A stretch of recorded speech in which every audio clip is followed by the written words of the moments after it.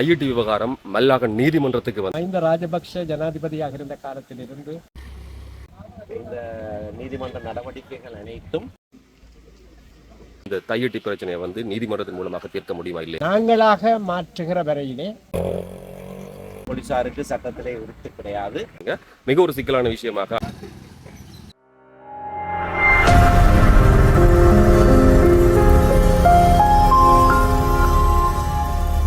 இப்போ நாங்கள் மல்லாகத்தில் நிற்கிறோம். தையிட்டி விவகாரம் மல்லாக நீதிமன்றத்துக்கு வந்திருக்கிறது. மிக குறிப்பாக பல பேர் கேட்டு வந்துச்சுன்னா இந்த தையிட்டி பிரச்சனையை நீதிமன்றத்தின் மூலமாக தீர்க்க முடியுமா இல்லையான்னு சொல்லி இன்றைய நாளில் என்ன விஷயத்துக்காக வந்திருக்குன்னு சொன்னால், போராட்டத்தில் ஈடுபடக்கூடிய தரப்புகள் மீது காவல்துறை நீதிமன்றத்தில் வழக்கு தாக்கல் கொடுத்தது. அதனுடைய அடிப்படையில் இன்றைய நாளில் விசாரணைக்காக அவர்களெல்லாம் அழைக்கப்பட்டிருக்கார்கள். என்ன நிகழ்கிறது அப்படின்றது தான் இந்த காணொலியில் பார்க்க போகிறோம். இப்போ தான் ஃபேஸ்புக்கில் பார்க்குறீங்கன்னு சொன்னால் ஃபாலோ செய்து பாருங்கள். யூடியூப்பில் பார்க்குறீங்கன்னு சொன்னால் சேனலை சப்ஸ்கிரைப் செய்து போட்டு பக்கத்தில் கூடிய பெல் ஐகானை கிளிக் செய்யுங்க. மிக ஒரு சிக்கலான விஷயமாக அண்மைய நாட்களில் இந்த தையிட்டி விவகாரம் இருக்கிறது. ஒரு பக்கம் விடுவிக்கப்படும், இன்னொரு பக்கம் விடுவிக்கப்பட முடியாது என்ற பல்வேறுபட்ட கருத்துக்கள் என்ன நடக்குது, நீதிமன்றம் என்ன சொல்லுது அப்படிங்கிறத இந்த காணொலியில் சொல்கிறேன். யாழ்ப்பாணம் தையிட்டி திஸ்ஸவிகாரைக்கு முன்னாலே ஆர்ப்பாட்டத்தில் ஈடுபட்டமை தொடர்பான வழக்கில் வேலன் சுவாமிகள் உள்ளிட்ட சந்தேக நபர்களுக்கு சொந்த பிணை வழங்கப்பட்டிருக்கிறது.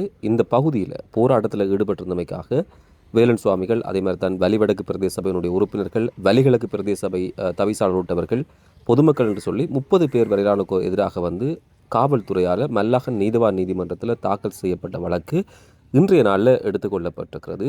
வேலன் சுவாமிகள் உட்பட முன்னர் கைதான 5 பேர், அவர்களுக்கு மேலதிகமாக அழைப்பாணை விடுக்கப்பட்டவர்களும் இன்றைய நாளில் நீதிமன்றத்தில் முன்னிலையாகி இருந்தார்கள். இவர்கள் சார்பில் ஜனாதிபதி சட்டத்தரணி எம் ஏ சுமந்திரன், அதே மாதிரி தான் சிரேஷ்ட சட்டத்தரணி ஸ்ரீகாந்தா உள்ளிட்ட சட்டத்தரணிகள் குழாம் நீதிமன்றத்தில் முன்னிலையாகி இருந்தார்கள்.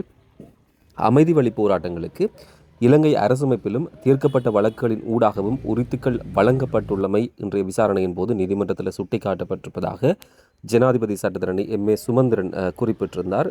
ஜனநாயக உரிமைகளை பாவித்து முன்னெடுக்கப்படுகிற போராட்டங்களுக்கு 106ஆம் பிரிவின் கீழ் காவல்துறையாலே வழக்கு தொடர முடியாது என்பதையும் நீதிமன்றத்திலே அவர் சுட்டிக்காட்டியதாக குறிப்பிட்டிருந்தார்.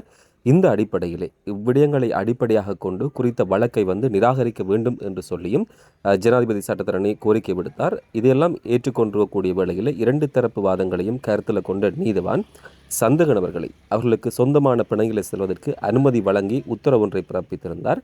அது மாத்திரமல்லாமல் இந்த வழக்கை வருகிற மாதம் விசாரணைக்கு, அதாவது பிப்ரவரி மாதம் 26ஆம் தேதி விசாரணைக்கு அழைக்கவும் மன்று தீர்மானித்திருந்தது என்பதுதான் முக்கியமான விடயமாக இருக்கிறது.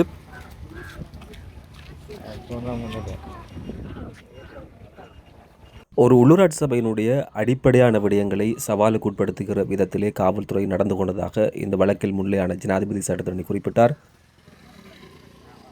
ஒரு உள்ளூராட்சி மன்றம் தாங்கள் சார்ந்திருக்கக்கூடிய நியாயாதிக்க எல்லைக்குள்ளே தங்களுடைய சட்டவிரோதமாக அல்லது சட்டத்துக்கு புறம்பாக அமைக்கப்பட்டிருக்கக்கூடிய விடயங்கள் தொடர்பிலே வெளிப்படுத்துவதற்கான முழு உரித்தும் குறிப்பிடப்பட்டிருந்ததாக அவர் தன்னுடைய ஆவணங்களை சமர்ப்பித்து நீதிமன்றத்திலே வாதாட்டங்களை முன்வைத்திருந்தார். மிக நீண்ட நேரமாக இந்த வாதாட்டம் இடம்பெற்றது என்பதுதான் முக்கியமான விடயமாக இருக்கிறது. அதன் பின்னாக இந்த வழக்கில் தோன்றக்கூடிய சட்டத்தரணிகள் வழக்கின் விவரங்கள் தொடர்பிலே கருத்து தெரிவித்தார்கள். விகாரையிலே நடைபெற்ற அமைதி வழி போராட்டம் சம்பந்தமாக இன்றைக்கு 3 அல்லது 4 வழக்கு 5 வழக்குகள் தாக்கல் செய்யப்பட்டிருந்தன. பலருக்கு எதிராக இந்த வழக்குகள் தாக்கல் செய்யப்பட்டிருந்தன.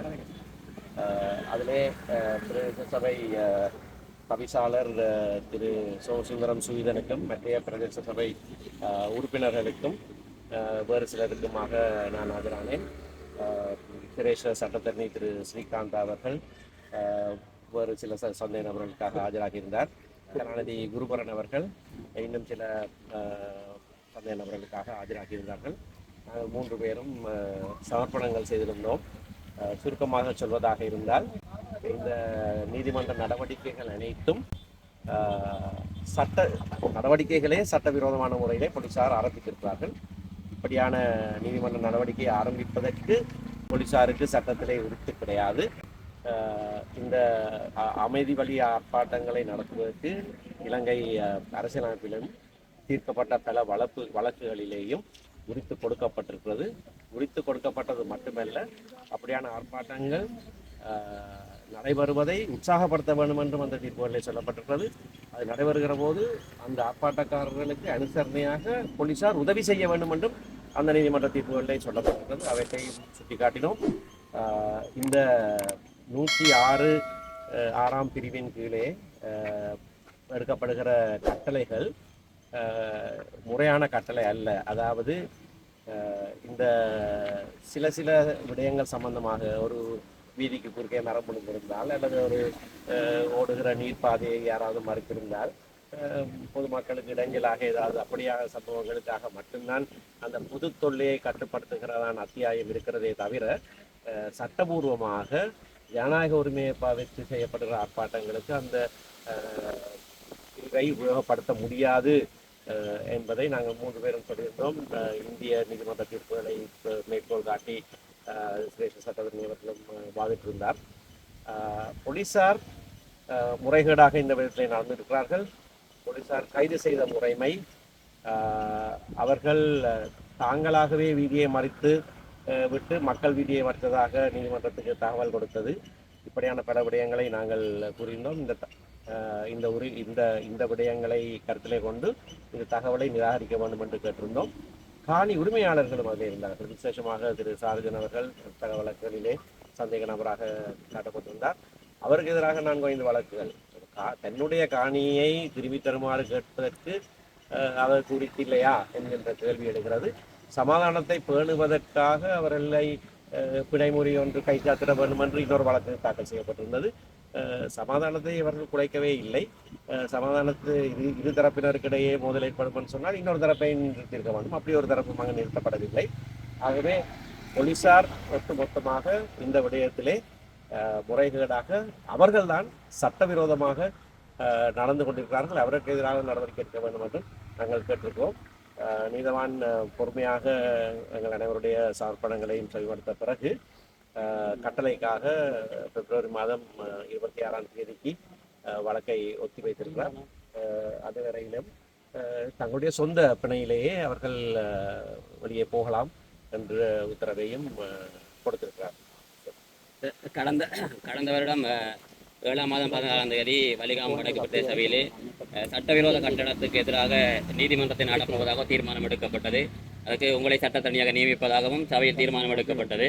அவ்வாறு சட்ட நடவடிக்கை எடுப்பதாக இருந்தால் இதனை எவ்வாறு கையாள முடியும்? சட்ட நடவடிக்கை எடுப்பதாக எடுக்கப்பட்ட தீர்மானத்தை நான் படித்து காட்டினேன். தவிசாளர் திரு ஸ்ரீதரனுடைய அதிகாரத்தின் கீழ் இது செய்யப்பட வேண்டும். இது சட்டத்தின் பிரகாரம் நகர அபிவிருத்தி அதிகார சபை சட்டத்தின் 28A பிரிவின் கீழே சட்டவிரோதமான கட்டடம் அகற்றப்படுவது சம்பந்தமாக சொல்லப்பட்டிருப்பது. அந்த அதிகாரங்கள் பிரதேச சபைக்கு கையளிக்கப்பட்டிருக்கின்றன, முறையாக கையளிக்கப்பட்டிருக்கின்றன.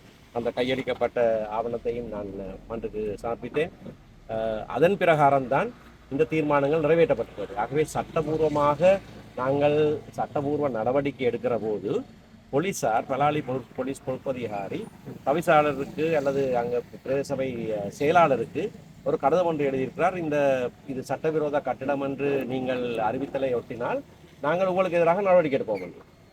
அப்போ சட்டபூர்வமான நடவடிக்கை எடுக்கிறவருக்கு எதிராக நடவடிக்கை எடுக்கிறது என்றால் போலீசார் சட்டவிரோத நடவடிக்கை தான் எடுக்க போகிறார்கள். அதையும் நான் சுட்டிக்காட்டியிருக்கிறேன். காணி உரிமையாளர் தன்னுடைய காணியை திரும்பி தரும்படியாக போலீஸிலே முறைப்பாட்டுக்கு போகிற போது அதை ஏற்றுக்கொள்கிறார்கள் இல்லை. ஆகவே அந்த முறைப்பாட்டையும் நாங்கள் சொல்லியிருக்கிறோம். இந்த சட்டவிரோத கட்டடத்தை அகற்றுவது அல்லது அகற்றச் சொல்லி அவர்களுக்கு அறிவித்தல் கொடுக்கிற உரித்து பிரதேச சபைக்கு தான் இருக்கிறது. ஆகவே பிரதேச சபை அந்த தீர்மானத்தை எடுத்திருக்கிறது. அடுத்தடுத்த நடவடிக்கைகளை முழுக்க சட்டபூர்வமாக நாங்கள் செயற்படுத்துவோம்.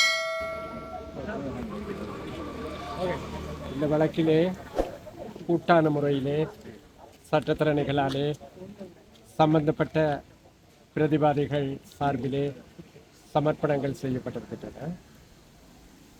போலீசார் இப்படியான வழக்குகளை கடந்த பல வருடங்களாக மஹிந்த ராஜபக்ஷ ஜனாதிபதியாக இருந்த காலத்திலிருந்து இப்படியான சூழ்நிலைகளிலே தாக்கல் செய்து வருவது சட்டத்தை கேலி கூத்தாக்குகிற ஒரு நடவடிக்கை தொடர்ச்சி.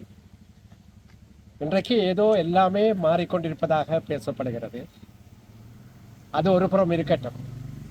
ஆனால் இந்த புதிய அரசாங்க காலத்தில் கூட இத்தகைய வழக்குகள் தாக்கல் செய்யப்பட்டு வருவது மனோநிலை இன்னமும் மாறவில்லை, அணுகுமுறை இன்னமும் மாறவில்லை என்பதைத்தான் சுட்டிக்காட்டுகிறது. இதிலே ஒரு தெளிவான செய்தி இருக்கிறது. அந்த செய்தியை நாங்கள் அனைவரும் நமது மக்களும் எவ்வளவு விரைவாக புரிந்து கொள்கிறோமோ அவ்வளவுக்கு எங்களுக்கு நல்லது. என்னுடைய நண்பர் தெரிவித்ததற்கு மேலதிகமாக அவற்றோடு இணைந்து அவற்றோடு சேர்ந்து சற்று வழக்குக்கு வெளியே சென்று நான் கூறக்கூடியது ஒன்றுதான். அதாவது விஷயங்கள் நாங்களாக மாற்றுகிற வரையிலே ஒரு பொழுதும் தானாக மாற மாட்டோம். நன்றி. காலம் எடுத்தீங்கன்னா அவசரத்தில் வலிக்கிட்டதுல நான் கதைக்க முடியும். தம்பி